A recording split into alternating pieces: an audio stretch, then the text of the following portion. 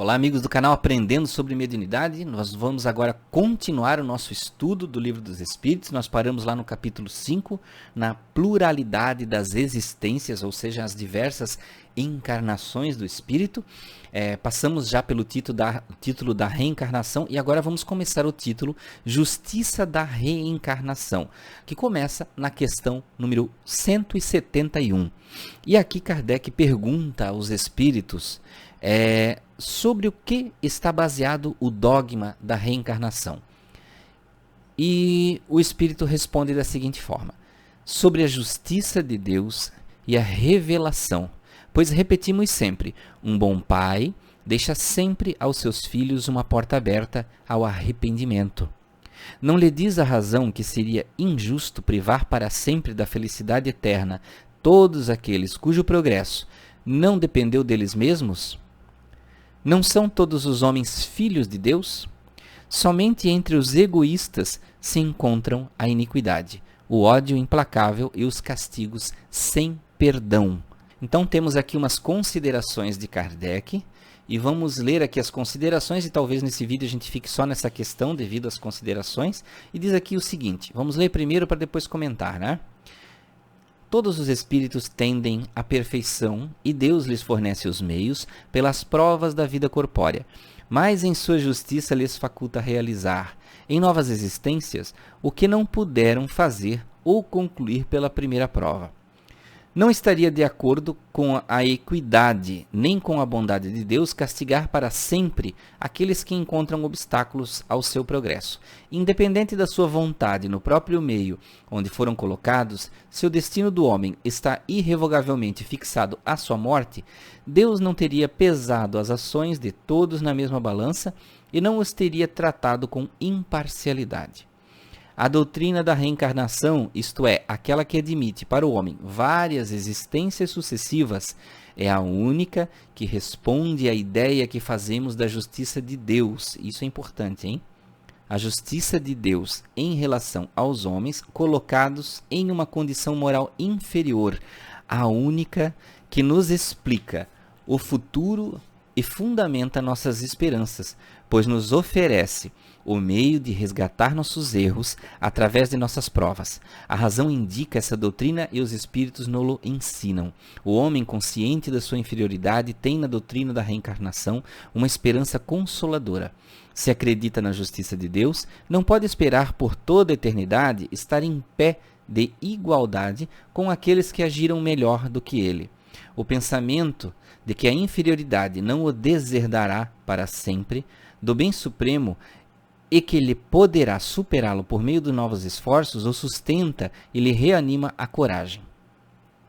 Qual é aquele que, no fim do seu caminho, não lamenta ter adquirido muito tarde uma experiência que não pôde mais aproveitar?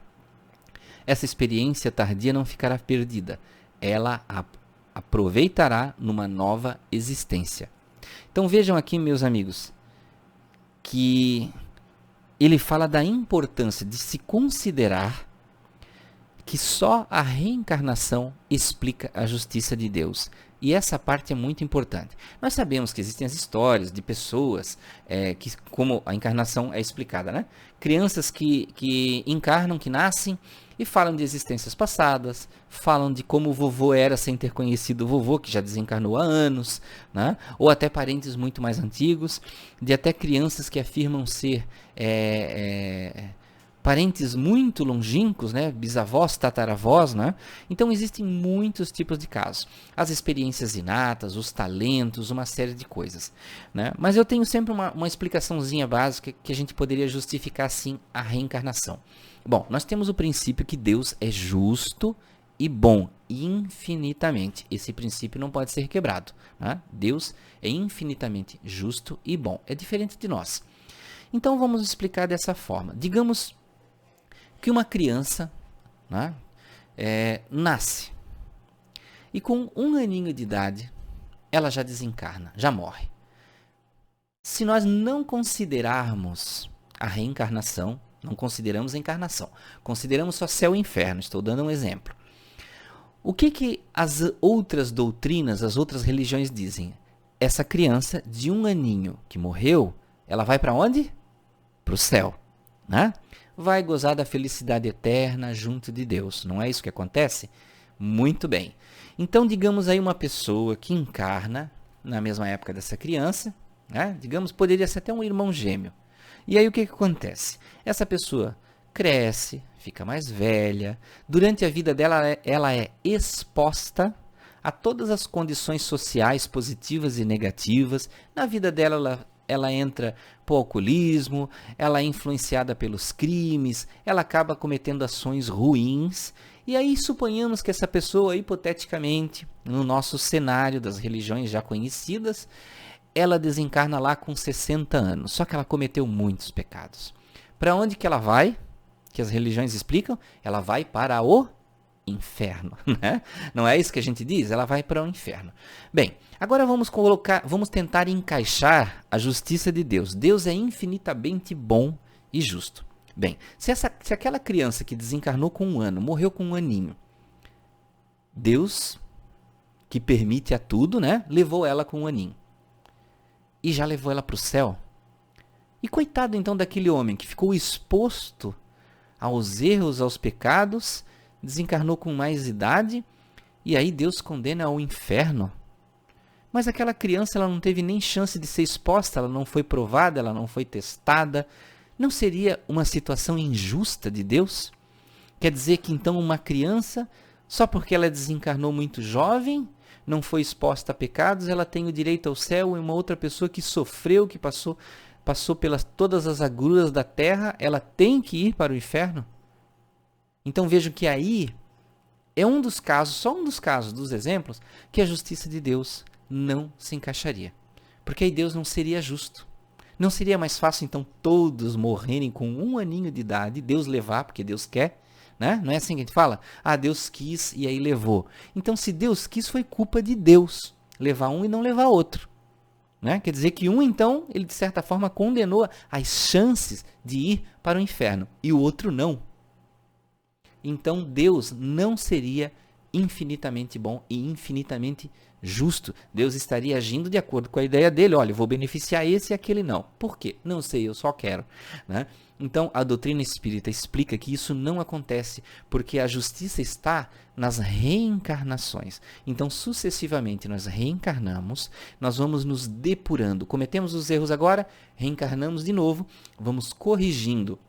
E a cada encarnação, seja a criança que desencarna cedo, seja aquele que desencarna depois de mais tempo, ele tem chances de ir e voltar e refazer a sua existência. E assim nós vamos reprogramando a nossa mente, educando o nosso ego e vamos nos melhorando.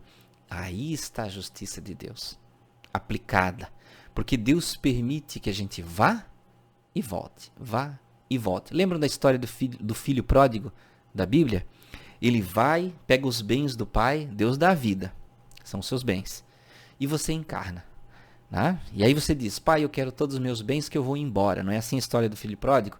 E aí ele vai, festa, gasta tudo, o dinheiro, né? Bebe, anda com todo tipo de gente negativa, comete coisas, né? Atos ilícitos. E aí o que acontece? Ele volta para a casa do pai, pedir perdão e pedir ajuda. Aí é o ato do desencarne. Eu estou fazendo uma exemplificação figurada, né? do filho pródigo lá da Bíblia. Quando o filho pródigo volta para casa, o pai recebe ele de braços abertos. Não é assim na história? E é a mesma coisa quando a gente desencarna. Volta para a casa do pai. E Deus nos recebe de novo. Para que a gente tenha uma nova chance. Né? Para que a gente possa de novo tentar e tentar de novo até que nós possamos nos ajustar sucessivamente, infinitamente, até que isso ocorra e nós nos tornemos espíritos elevados, espíritos mais próximos de Deus. Então, meus amigos, vejam, nós vamos parar por aqui, porque aqui era uma pergunta que gerava bastante assunto e tinha comentários, tá? No próximo vídeo nós vamos continuar no título Encarnação nos diferentes mundos. Olha só o que eles falam aqui, encarnar em mundos diferentes da Terra, tá? Nós vamos continuar na questão número 172. Agradeço a vocês por terem ficado até aqui em mais um estudo do Livro dos Espíritos. Muito obrigado. Até a próxima.